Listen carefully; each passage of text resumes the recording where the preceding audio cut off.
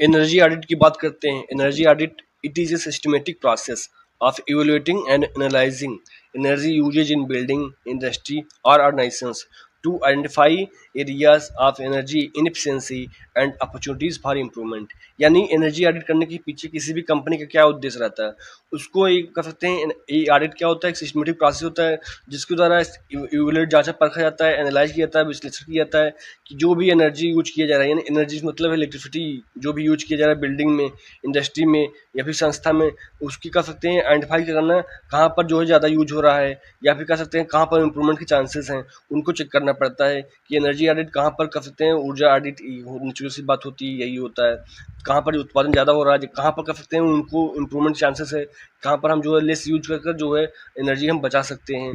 कुछ उद्देश्य रहते हैं, ऑब्जेक्टिव्स होते हैं एनर्जी ऑडिट के। पहला क्या है, reduce energy consumption and cost, यानी कि एनर्जी आप यूज करेंगे कंपनी में तो उसकी लागत ज़्यादा आएगी, कंजप्शन ज़्यादा करेंगे लागत ज़्यादा आएगी। अगर कर सकते हैं बेवजह जो है मशीन चल रही है, अब बेवजह ऑन है मशीन, वहाँ पर काम नहीं हो रहा तब भी ऑन है, तो ऐसे एरिया को चेक चेक करना।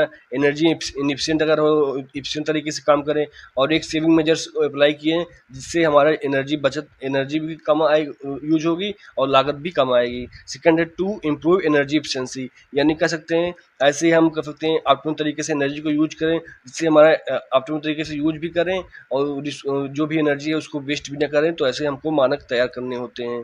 थर्ड होता है to reduce greenhouse gas emission, यानी आजकल क्या चल रहा है, बहुत ज़्यादा एनर्जी यूज से कर सकते हैं गैस रिड्यूस गैस इमिशंस इतने कर सकते हैं, जो भी पोल्यूटेंट हो रहे हैं एनर्जी यूज से उसको हमको कैसे सस्टेनेबल एनर्जी प्रैक्टिस को प्रमोट करना है जिससे कर सकते हैं प्रेजेंट के साथ फ्यूचर में भी काम करें और इन्वायरमेंट को भी प्रोटेक्ट करें।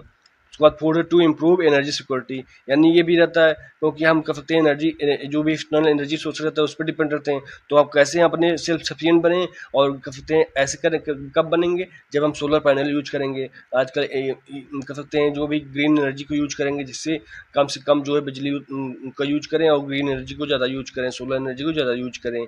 फिफ्थ है to identify opportunities for energy savings, ऐसे भी हम कर सकते हैं एनालाइज करें कहाँ पर कर सकते हैं जो भी एनर्जी सेविंग्स की कहाँ पर कर सकते हैं एरियाज हैं, अगर कर सकते हैं जिससे कम हम एनर्जी को यूज करें जिससे हमारा प्रेजेंट के साथ फ्यूचर में भी काम करेंगे, फ्यूचर में भी बचा रहेगा तो एनर्जी यूज होता रहेगा।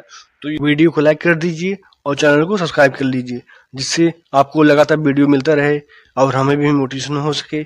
If you have any suggestion please comment on this video. Thank you for watching video. जय हिंद।